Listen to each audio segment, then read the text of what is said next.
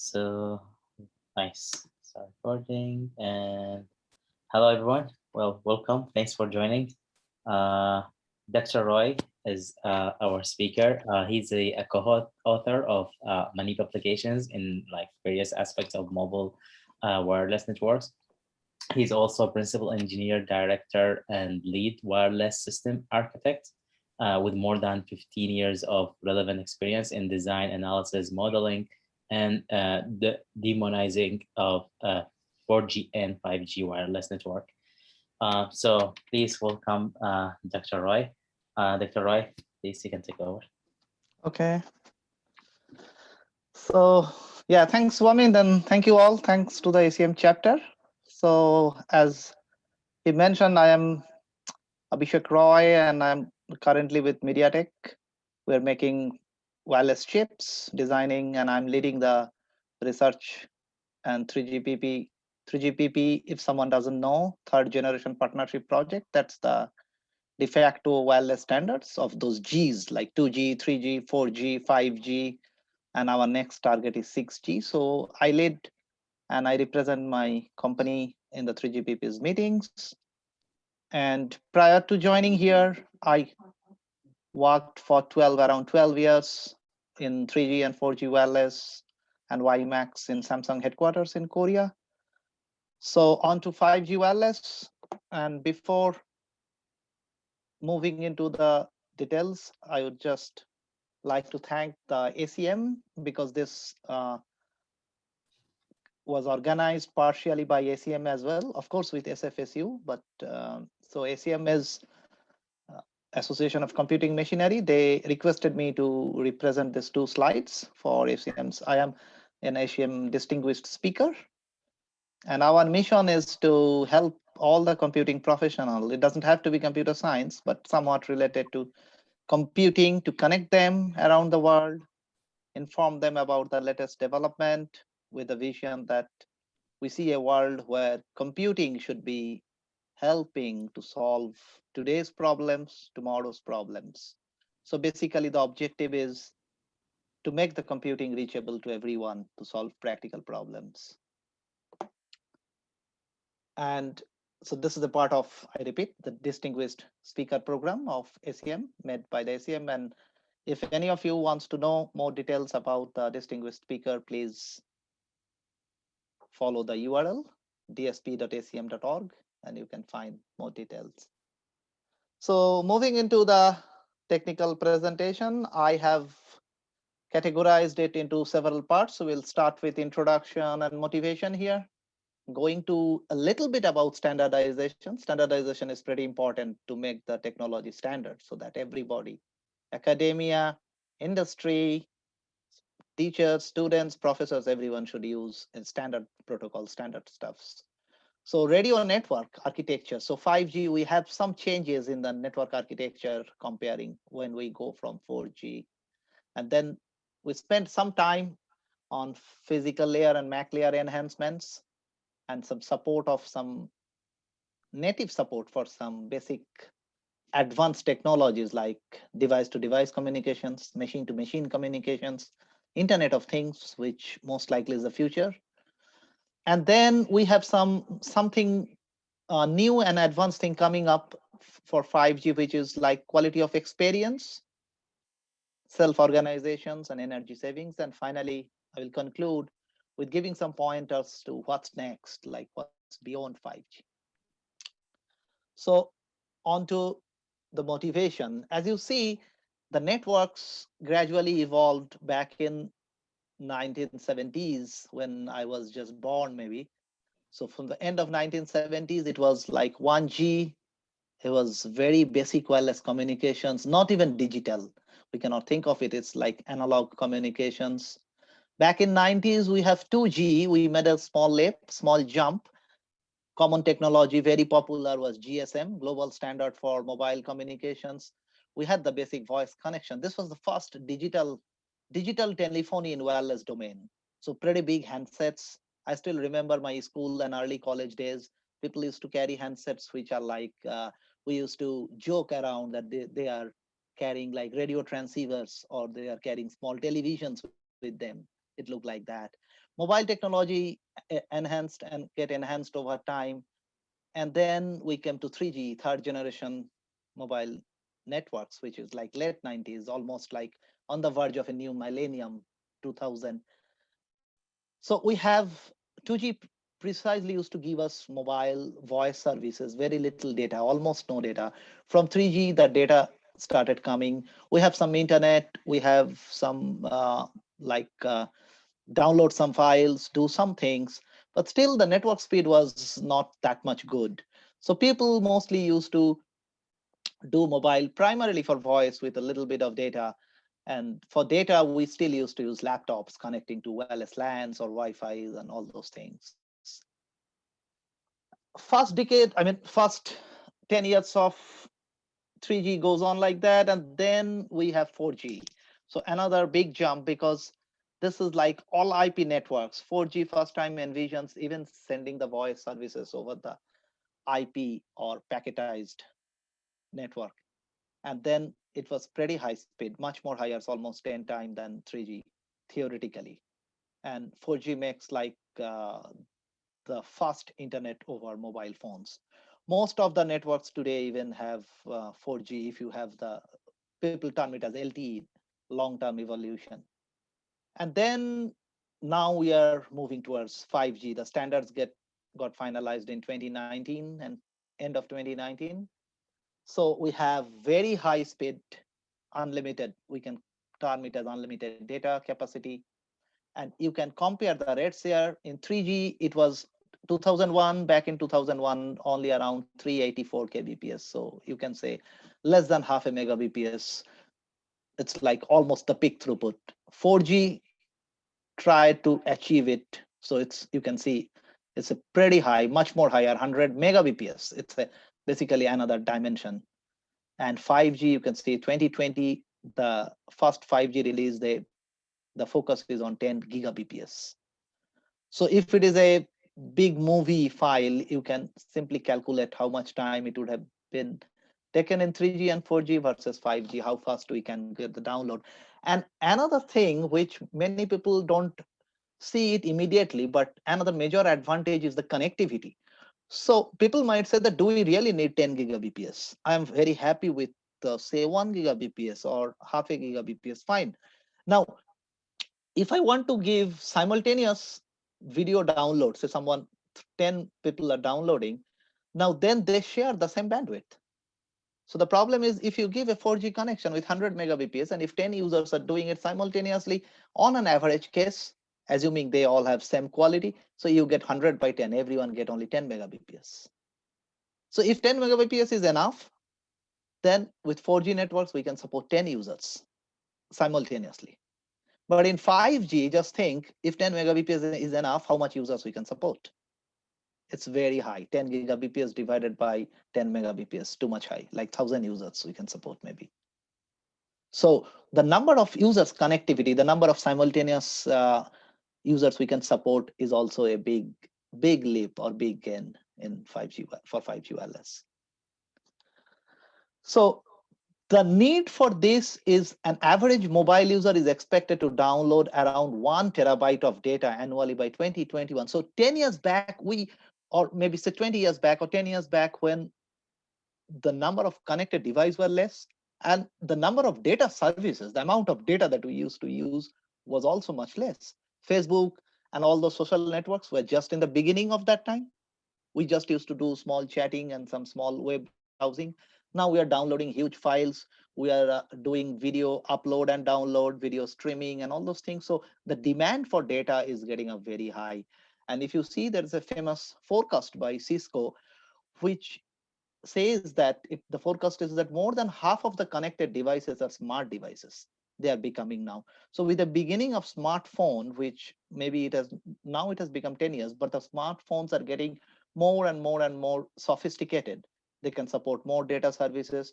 They can support more apps. So many apps are coming out. People are doing simultaneously 2, 3 things, using 2, 3 apps in the mobile, and they are gradually using more and more data.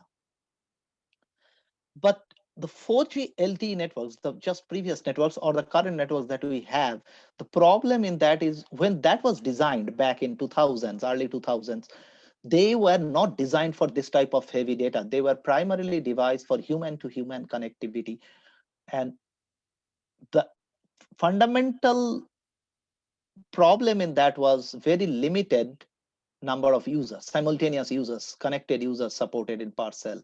So most of the basic LTE networks, they can support say around 500 to 600 users maximum per cell connected users. More than that, they start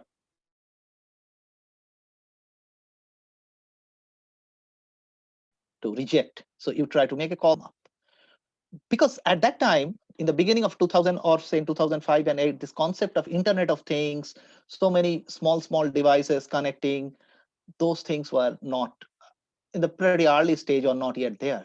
So they don't have that much connectivity. So this connectivity issue, one issue was the data, amount of data, and the second issue is this connectivity issue. So these two are the fundamental problems which motivates us to look for the next G or the say 5G networks. Now, the basic use cases in the 5G, we have three different aspects of use cases. One, we call it EMBB, which stands for enhanced mobile broadband. So this is the primarily data applications that I was telling before, that the high definitions video, we call it HD video or very high definition VHD videos or ultra high definition videos, that type of where the video bit rate is very high, say 8 megabps or 16 megabps. That type of applications, it's difficult, very difficult, almost impossible to support in 4G networks. So 5G envisions to support high definition videos for multiple users simultaneously at a particular cell. And then we have EMTC. This is the another aspect, which is machine type communications. Now, with the Internet of Things, the basic assumption is we can have an industry where it is like automated, very minimum human control. Most of the machines are having a wireless chip which will communicate. The machines will communicate amongst themselves and send any alert messages if needed, or do the basic connectivity automatically using some robotics or some robots, or just from one machine to another machine's connection. Now, it doesn't necessarily mean that every machine will use a very huge data rate. But even with small data rate, if you have say thousands of machines or tens of thousands of machines, so giving that connectivity to tens of and thousands of machines in very short time, because industrial applications typically are pretty much time bounded, many of them.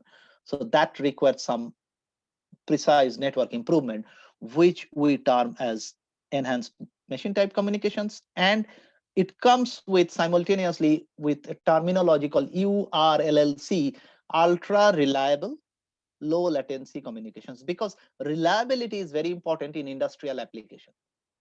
For your or my mobile phones, the reliability is only for maybe personal data breach or some security issues. But for machines, if we don't guarantee reliability, it will be a disaster. There can be some breakdown or some malfunctioning of industries. So these are the, we say that three major use cases or three major killer applications areas of 5G. EMBB for high data rate, EMTC for supporting many machines communicating themselves with minimum human interaction, and URLLC again for machines and for robots, but with ultra reliability and very low latency. By the way, if you have any question, please feel free to stop me in the middle. Otherwise, I will definitely try to have some time for question and answer session in the end, but you don't have to wait till the end. So this is the standard guideline, standardization activities. As you know, 3GPP is the major standard body which standardized 2G.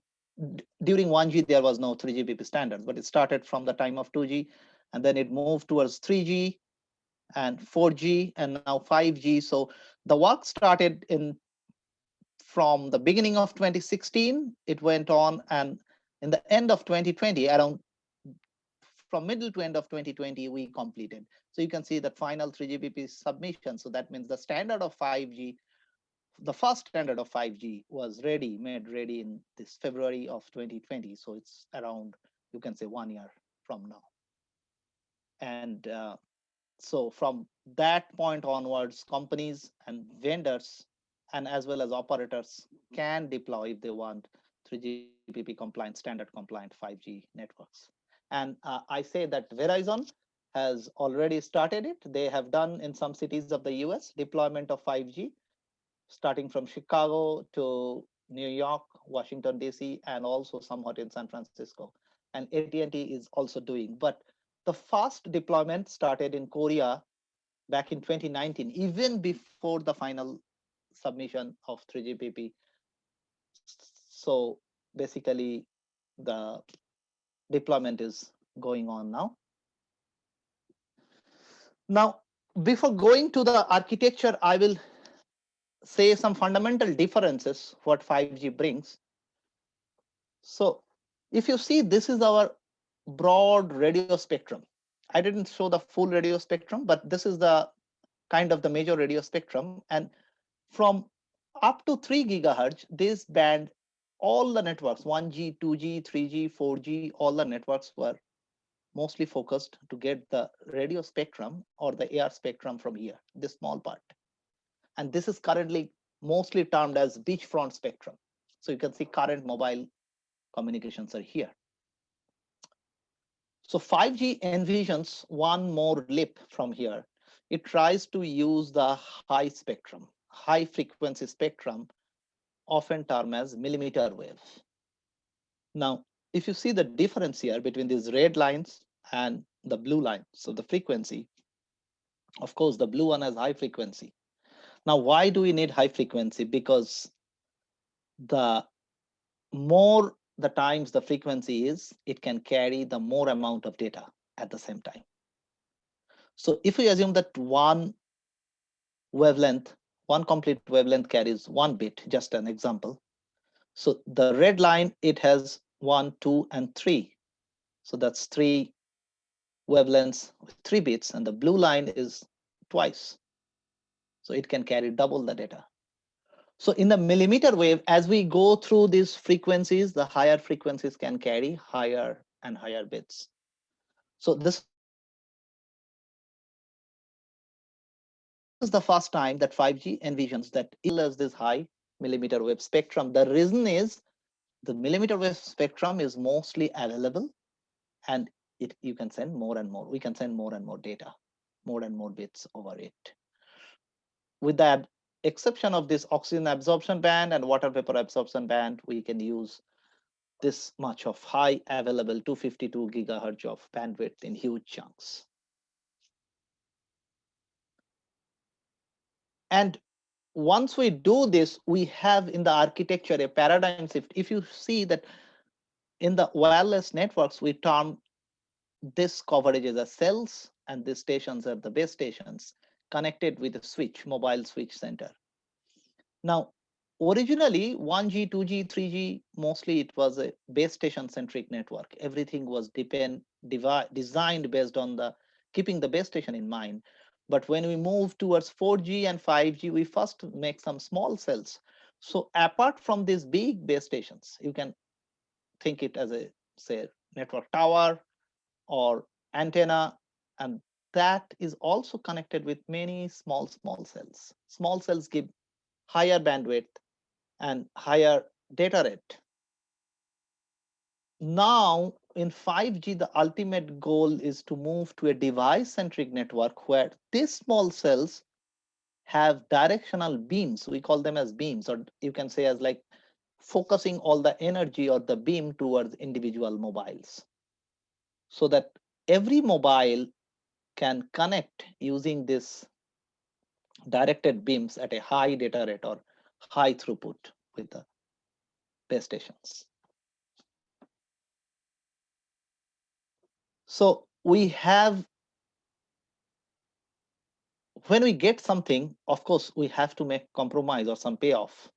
So when we go to the millimeter wave, we do get very high throughput, very high data rate, But the problem is once the frequency increases, the propagation and penetration loss also increase. So this is one fundamental challenge of 5G, is that if you work in the high frequency range, you get a line of sight. So if you get a signal outside the some building, maybe in the inside, you might not get that signal. So that is called that because wave signals, millimeter wave signals in the outdoor environment is pretty much limited because of the propagation and the penetrations. So that's why some of the works are going on to make a hybrid network, both millimeter wave and 4G wireless. So basically, we already have 4G. So the concept is whether can we use some small, say, indoor or somewhere in the outdoor cells with very small cells made for 5G wireless.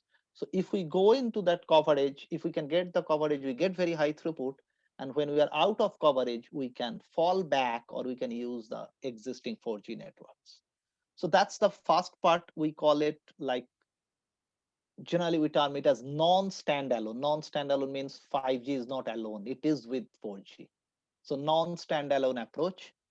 And the another approach is standalone with many small cells. So we devise so many small cells that every cell or every base stations get this type of beam connections with one or other mobile. So basically, make the cells so small, make the base stations and the beams dedicated to every single user. So that's also challenge. I will explain a little bit more. So you see here, what I have told is this is the where LTE and 5G, 4G and 5G has the same coverage, and they are trying to connect with the mobiles. 5G is given for the high throughput, and the LTE, which is the terminology also for 4G, is given for as a backup for connectivity in case it doesn't get 5G's coverage or 5G's signal because of the penetration and penetration loss. And in the on the right side, it's a complete different type of network design where the 5G's coverages are small, pretty small, but with high throughput, and the 4G network has given a bigger coverage area. So the user is not expected to get the 5G coverage all the time. Once it moves out of this red region, when it goes here, it gets, say, 4G's connectivity. So now how to give this type of connectivity? So in 5G, we are making directional antenna. So directional antenna was there also in 4G, but it was a pretty primitive stage. So if you see the antenna's pattern is changed such that this type of antenna, so if we have three mobiles or one mobile, so we want to make the antenna focused. The antennas, this is the energy, we term it as beam, the beam focused exactly towards the intended user or intended UE, so that the UE also have a antenna and they are aligned so that they can connect. So we have small antenna sizes. The antennas are reduced, but we are making an array of antennas, many antennas. So typically in 4G networks, we call it 2 by 2. 2 by 2 means two sender and two receiver antenna, or 4 by 4 maximum. We don't go beyond that. But 5G envisions up to 64 by 64, which is a massive, I mean, really higher number of antennas. So here in this picture, I have shown only four, but it can go theoretically and also standard wise, it can go up to 64 antennas. So from 4 by 4 to 8 by 8, 16 by 16, 32, and also 64 antennas in such small base stations. That is standardized, that is recommended, and we hope that maybe it will be deployed also in near future. So this type of huge array of antennas, they will be designed to control the phase and amplitude of the signal. So the signal value and the phase angle and what angle these beams will be sent, they will be controlled so that the air interface can be made directional or directed to the particular user or the particular mobile so that the mobile can connect. So these are some of the antenna configurations I have shown. It could be circular, it could be planar, or it could be we term it as segmented array depending on the axis. So this is if someone is more interested into details of physical layers, so they can look into this type of works. I am not going into very details because we have limited time. So it could be circular, planar, or segmented arrays, and we can have the three axes, horizontal, vertical, and this z axis to make or to orient the antennas. And then another aspect, another new aspect of 5G is making software more and more important. So typically the networks were mostly hardware centric, but from 5G onwards, we are making a move to make the software more important. By software now, I mean that we have the network layers, MAC, PHY, and then of course, we have the higher layers. Now, this typical MAC and PHY, up till LTE, it was like a modem chip. Now, what we are trying to do is in the base station, we are splitting this MAC and PHY, making the physical layer, some part of the physical layer as a hardware still located in the field. But the higher part of the higher PHY layer and the MAC, we are bringing it back into some central office location or somewhere and try to make software program running it big, like big computers or big servers. So those software codes are actually working same as an hardware, say Mac layer chip. This way, what we are trying to make is we are trying to separate the user plane and the control plane. So the control plane will be more working into the central servers, and the user plane will be working with small cells. And this type of network architecture, it's basically we term it as software defined network or SDN in terms of in SDN in wireless networks. And because of this architecture, we have small cells which are dedicated for the user plane, and we have these big cells which are for the control plane. Control plane means the signaling message, not the real data, not the actual data. We are downloading a file or a movie, that's user plane. But in order to make them download, the mobile phone and the base stations needs to exchange. You can think of it of some hello and yes, okay, this type of messages. Those messages are called control messages. So the mobile needs to request that I need this file, and the base station connected with the server needs to say that okay, fine, go ahead, I am sending you this file. So this type of signaling, we call it control signaling. So the control signaling will be made with the macro base stations, we call it as big base stations working in the low frequency, not high frequency, because for the macro base stations we don't need very high throughput. The signaling messages are less, but they are very important, and they has to be very reliable. We cannot afford to lose them. On the other hand, for the user plane, when this macro base station says okay, please go ahead and download your file, I am sending it to you now. What we need is we want to complete the download as fast as possible. So we want to go to this small frequency, high frequency, small cells where we can download it very fast at a very high speed. So it's a control and data plane separation where the control plane is in the macro cell and the data plane or user plane is in the small cells. And we call it software defined networks with heterogeneous networking or HETNet, because the sizes of all the cells, the coverage of the cells are very different. They are not of same coverage. So it's no more homogeneous.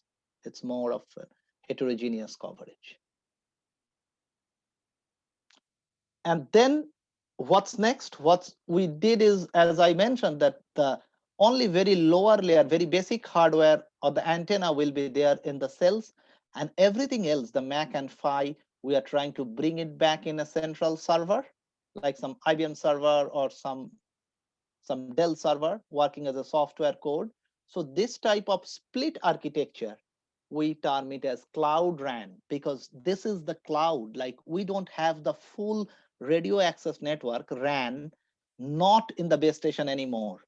In the base stations, in the field, only the antenna part is there. We call it as remote radio head or RRH.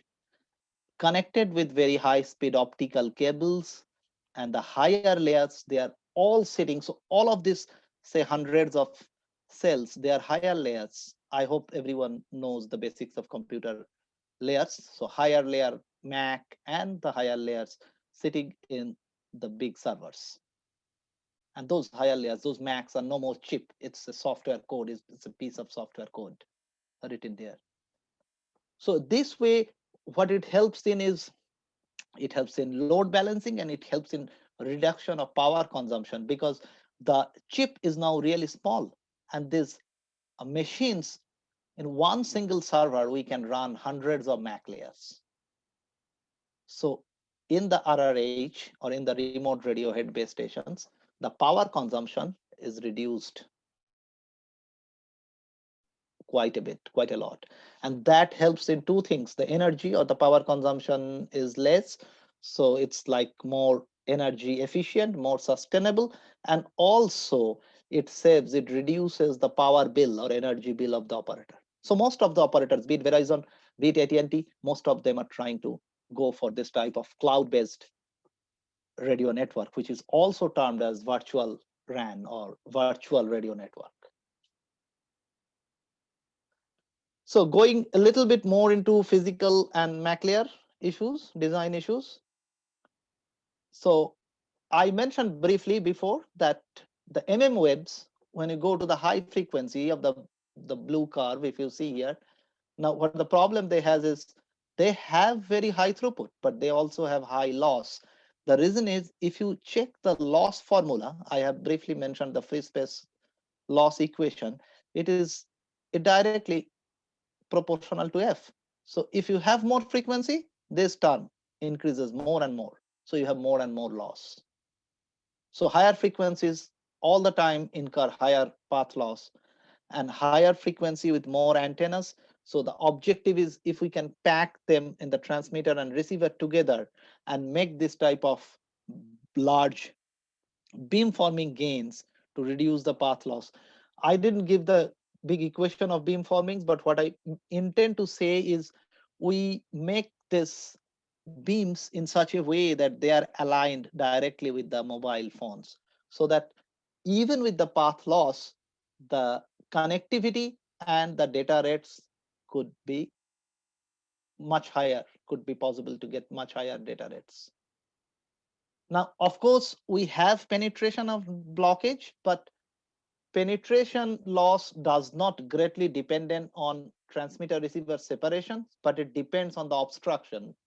So if you have a human body or a, say, big building, now there the wireless signals get blocked or blockage. So we term it as line of sight, line of sight communications. So this is one big challenge of 5G, that how to prevent or how to overcome this type of line of sight communications. And of course, we have multipath. Multipath is the effect of signal reception in the antenna by more than one path. Now, the signals are reflected when it travels. So it's in wireless. It can reflect from a tree, from a building, and reach to the mobile phone. So one mobile phone can receive the same signal from different angles at different times because of this reflection and multiple paths. So that's why this is one big challenge of 5G, which the work is still going on, that how to overcome this type of multipath and penetration loss or blockage. So the one of the way that they're working is the placement of antennas, placing the antennas in random places and gradually optimize it. So you can see like residential buildings, I've tried to make like parking lot, which is could be in the basement. So how to make the signals go there? It cannot penetrate. So one possible option could be to keep some small cells, very small cells inside the parking lot, or do some massive deployment, especially in the downtown areas where it is very big, like high rises are there, in order to make that these beams, so try to make them aligned with as many users as possible. So briefly a little bit into beam forming. The beams that I just mentioned here, this green things are the beams. So they are, so here I have tried to show that one car to align a beam with one single car, and these are the small 5G base stations inside the, say, parking lot. So how to make these beams form? There are different options. It could be digital, it could be analog, or it could be hybrid. So they have their pros and cons. Hybrid beams are getting used more and more in 5G. But the most important thing here is the beam training. So this is important because now the user here, if you see the mobile and the base station needs to align these beams here. So in what angle the base station can focus this antenna so that the beam is aligned with a mobile phone. So that's called beam training. So using the history, this is kind of an possible application of AI/ML, artificial intelligence and machine learning, that how to align the beams so that it can be aligned with the possible mobile phones. There are different ways like pre-coding and receiver combining and angle of arrival estimations like that. So you train the beams. So here you can see that this mobile is receiving the signal, but this mobile here, it is not aligned because it's not getting any particular beam here. So, and this mobile here is also not getting. So this is no link or misalignment. And here also, there's no link or misalignment. Only if the mobile can come here, then it's like possible alignment with the beams. So if we bring the mobile here, then here it can connect with this beam. But this one is here, so here you cannot connect. It's going here. There is no energy here. The energy is focused here. Similarly, same problem with this guy. It's not getting any link. So so this beam has to be changed or aligned such that it makes a pattern like this instead of this. So the base station, this guy, has to do this. And now once the mobile moves, this alignment also needs to be changed or adjusted.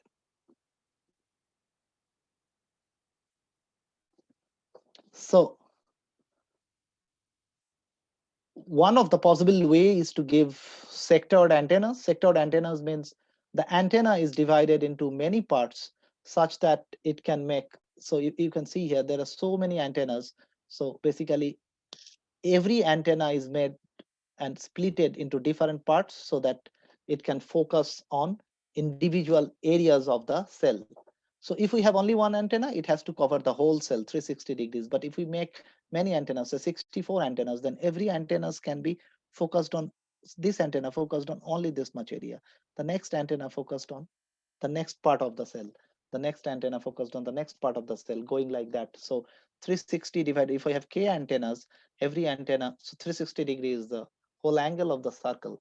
So only 360 by k sectors it can support. So this is one possible way, one way where the research is going on and deployment is going on so that it can focus on the specific sectors or small parts of the whole cell. And I briefly mentioned massive MIMO before, but I didn't mention the whole term. So massive MIMO is this type of beams. Now you can see here, I was mentioning 64 by 64 antenna. So this type of, in regular 4G networks, we have mostly 2 by 2 or 4 by 4 antennas. But now we are making so many antennas where every antenna will make beams like this. And every beam, why so many beams then? Every beam should be connected to one or two mobiles, say, so that this mobile, for example, it is getting the beam here and it can connect with the antenna here. This mobile connect with the antenna here, things like that.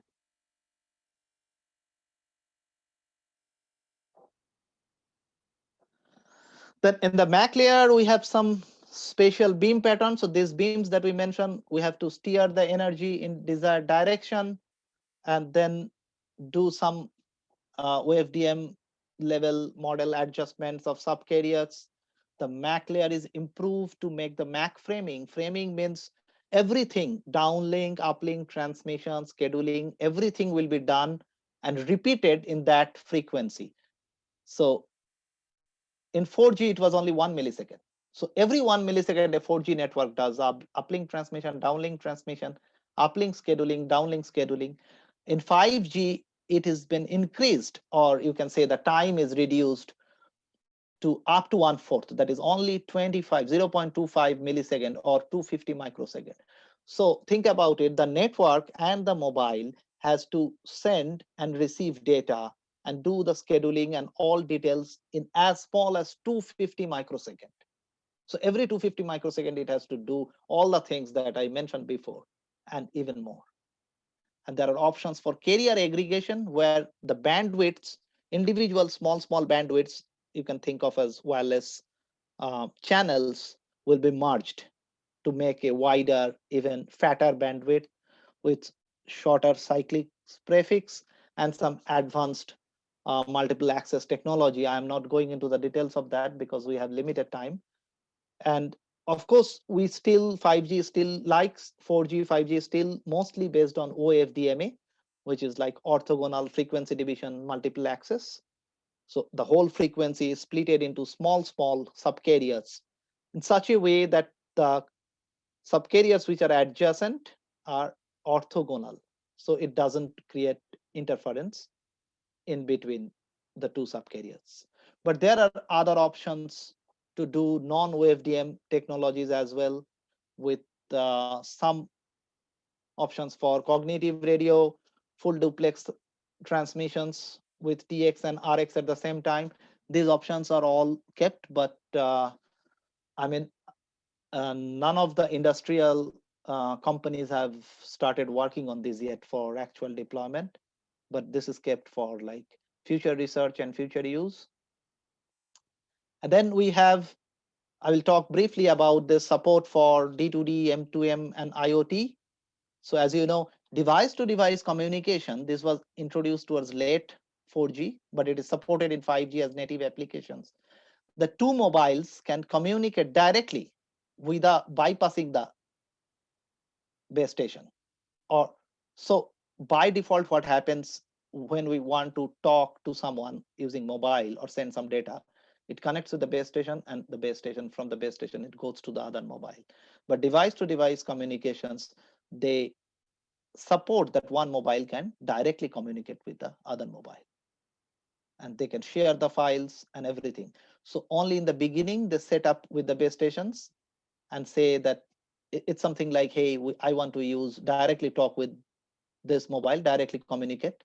So the base station just sets up the signaling, and then it just goes off or goes away. Now these two mobiles directly communicate with the, so that's termed as device to device communications.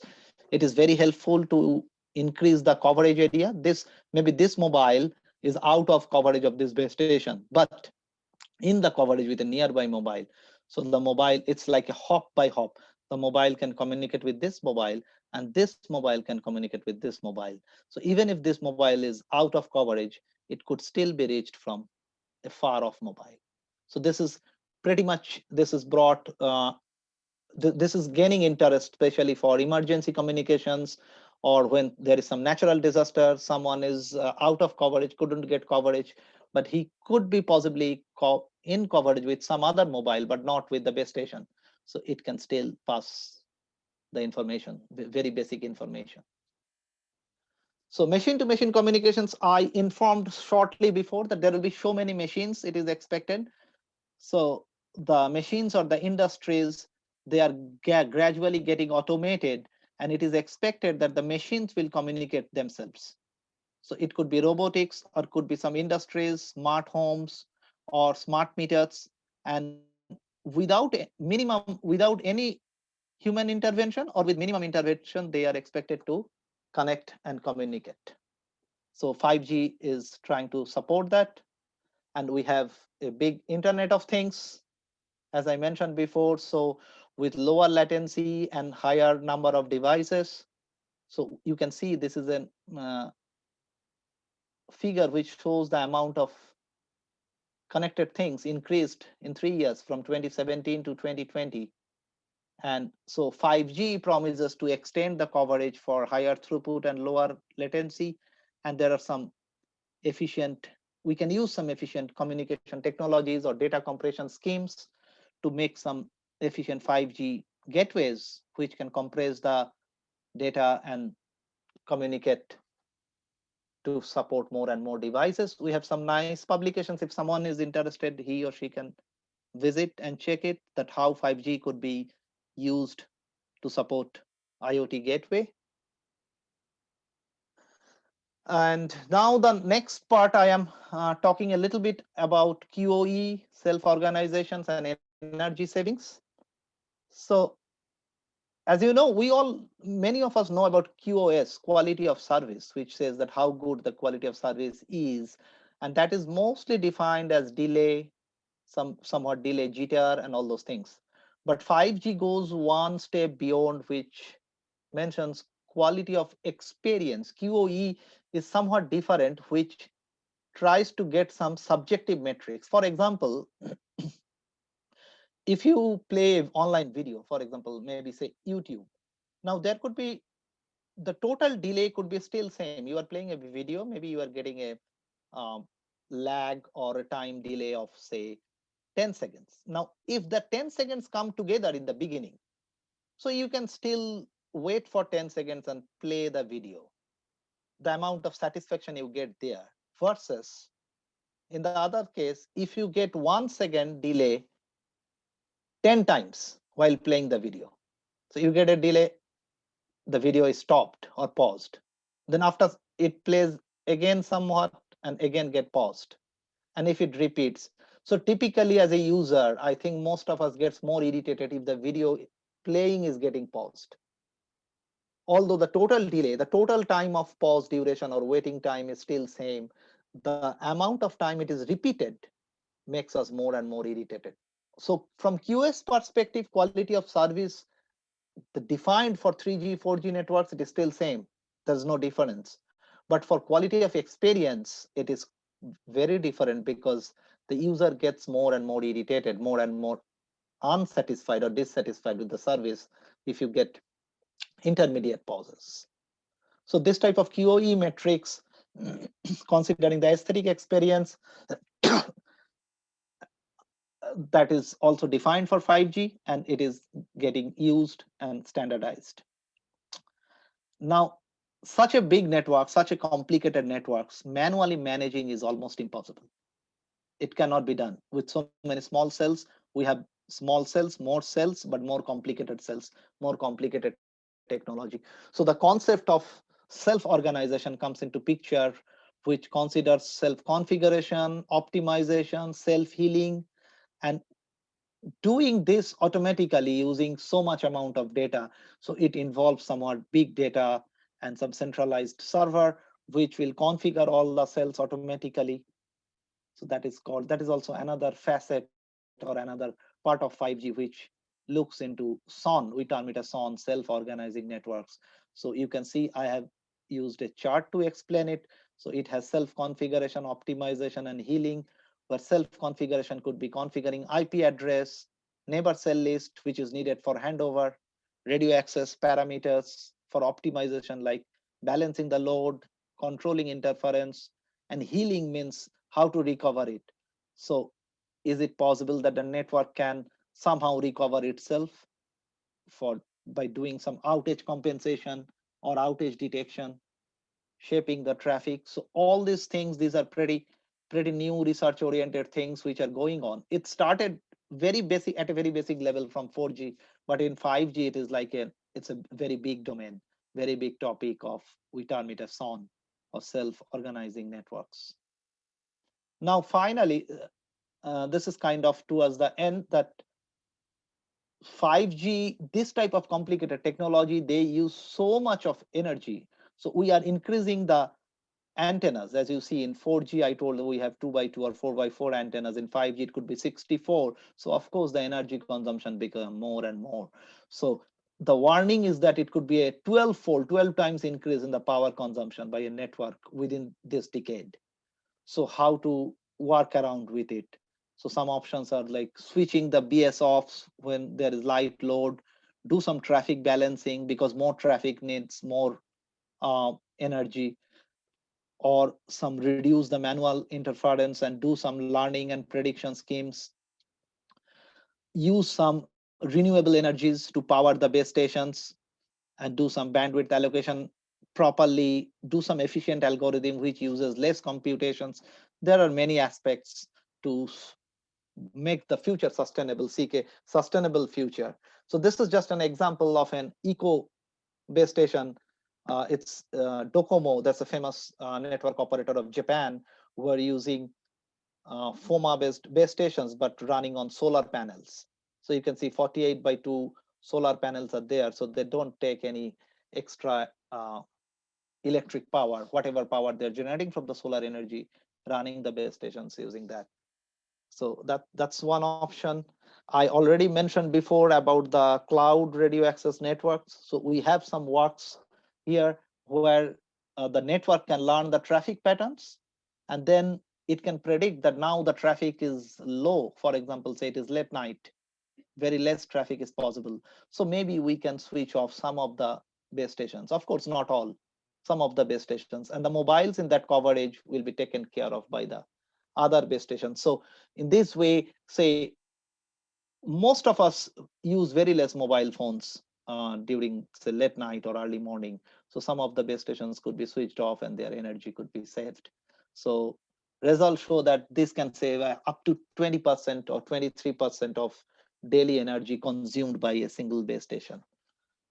So this type of high increase in energy, which is expected because of the antennas, could be somewhat controlled or reduced by using such intelligent or such intelligent schemes.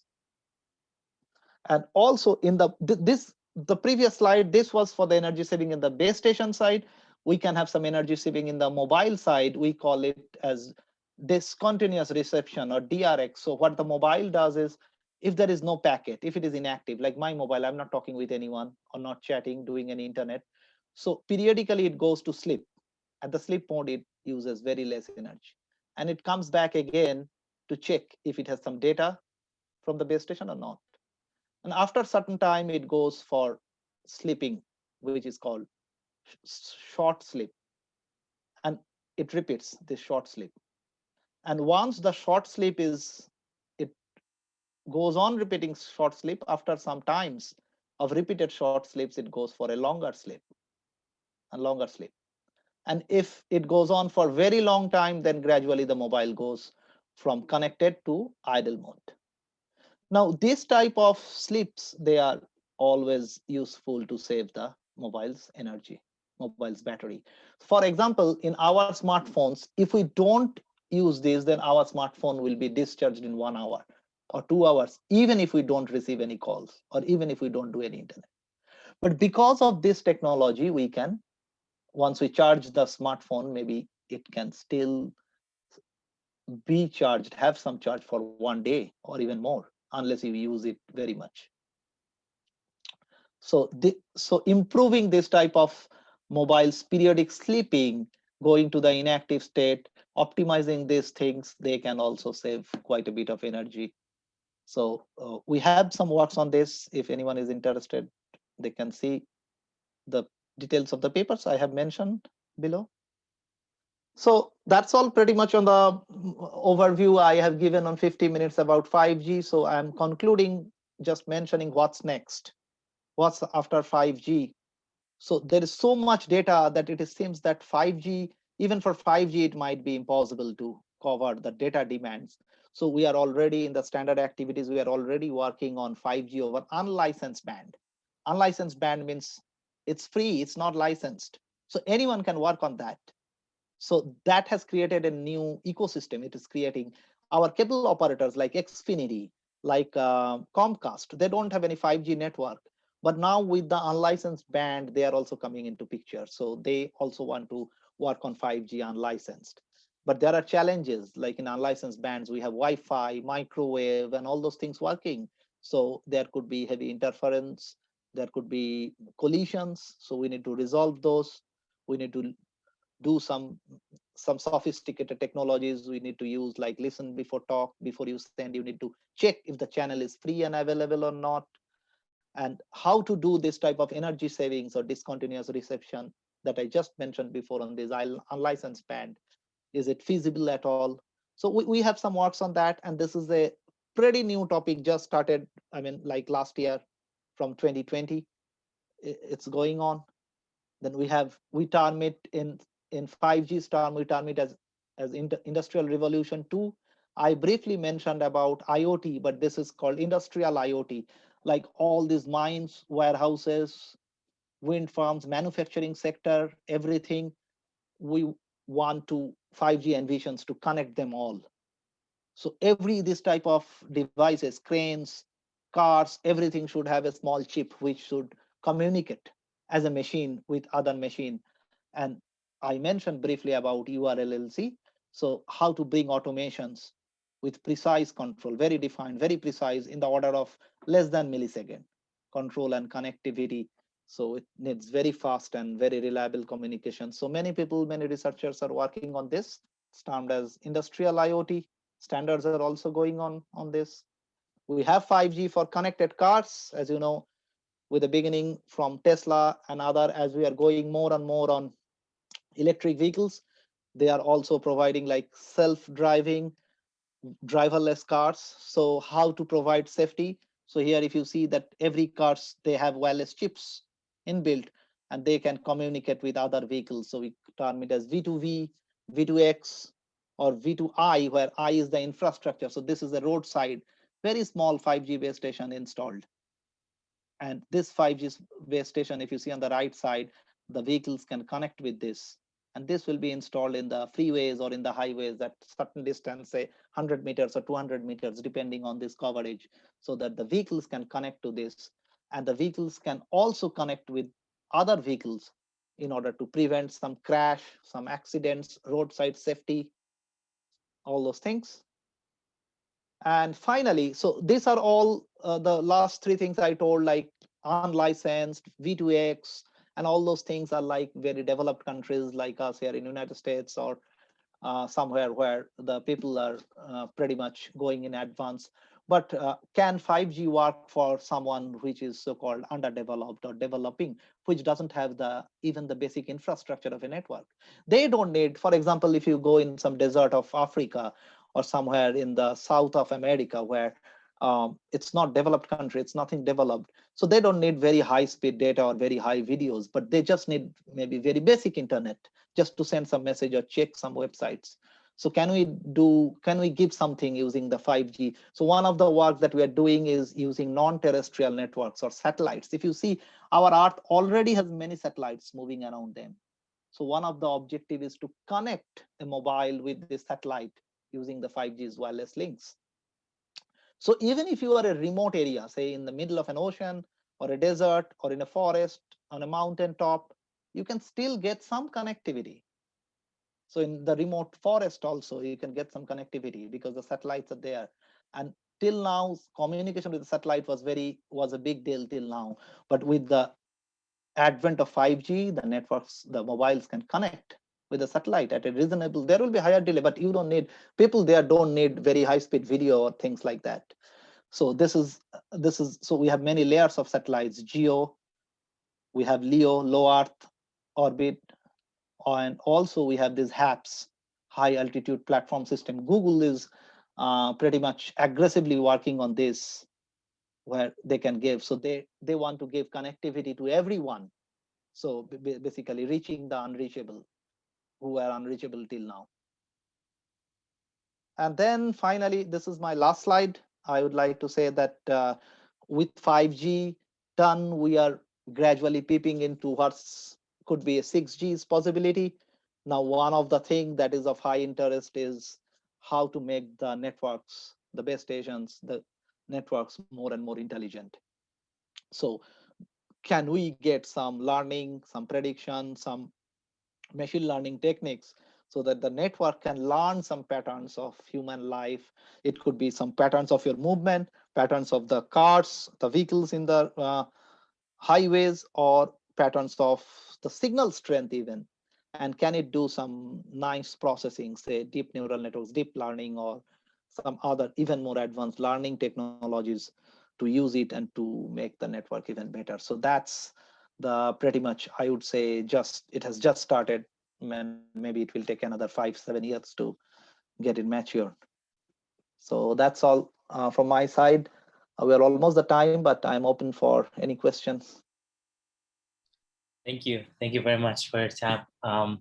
Yeah, there are actually, maybe like for the sake of time, we can maybe just take these two questions that people ask in the chat. Okay. Rashid asked a question. It says basically, so phones will become mini cell towers.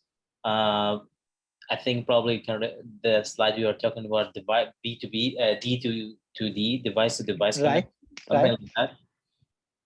So what's the question? I still didn't get the It question. says like basically, will phones become mini cell towers? Like So the this, cell phones, like my cell phone will act as a kind of a similar to a tower. yes, that's one option. Yes. So we call it like relay. So Relay. you can send and you can receive at the same time. So it's like a relay. Yeah. Interesting. So we envision that our future smartphones, they can work as a relay device. So my smartphone, I sent a message to you and you forward it to someone else directly. That's interesting. And there's another question from Joshua. He said, so is there data loss with effectively every single exchange of data between the device and the tower? I think that's referring to the slide when you are talking about the loss of data with high frequency waves. So Uh, if we don't do anything, then of course there will be severe data loss. It's possible. So we call it penetration loss or some loss. So that's the reason that we are working on making this type of beam alignments so that you can directly connect with one beam in the from the base station to one beam in the mobile, so that in order to prevent this type of data loss. Otherwise, yes, not only loss, you could be even out of coverage, because this type of high frequent signals, they do not penetrate, the walls or even the humans. mhm. Okay, thank you. And then just one last question that I think Yes. everybody would be interested in. Franklin asked, is 5G dangerous? Is there radiation? Oh, okay. Yeah, radiation is definitely there. I will not say no.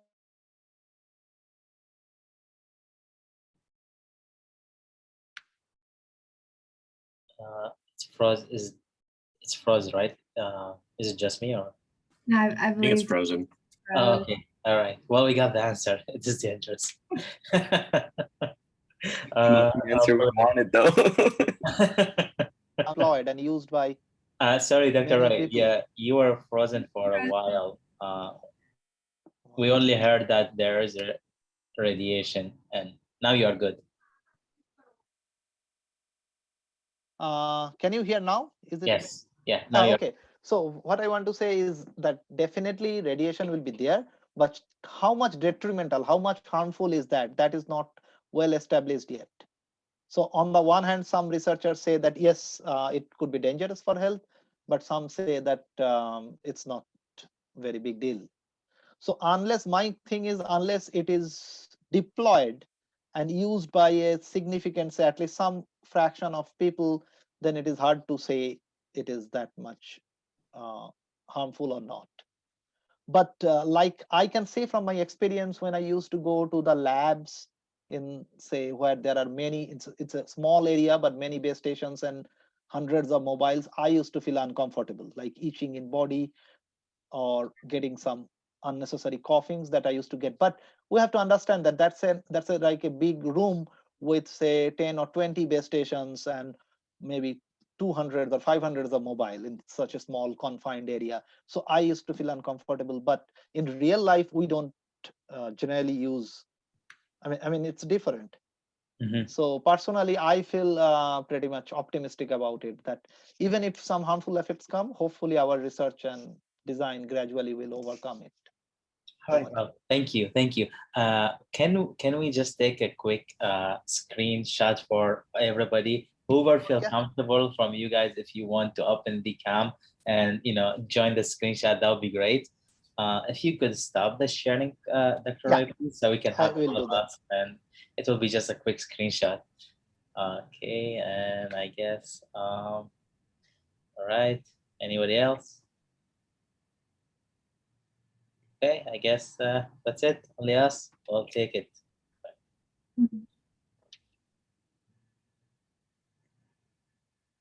All right, 1, 2, 3, go. All right, okay. I thought you already took it, so I turned off my camera. I took it. I took another one. Did I blink? There you go. You're good now. There you go. Okay. Thank you. Thank you. Again, sorry for keeping you. I know your time is really, we are over actually. So thanks again Okay. for coming and joining. Okay. Thanks for everybody. the invitation. It was nice talking to you guys. By the way, do I need to do anything with the ACM? Just a question from my side. I don't think so, as far as Okay. my knowledge. Okay. Thank you. Thank you again. Thank you. Have a good night. Thank you. Yeah. You too. Bye Bye. bye all. Have a good night.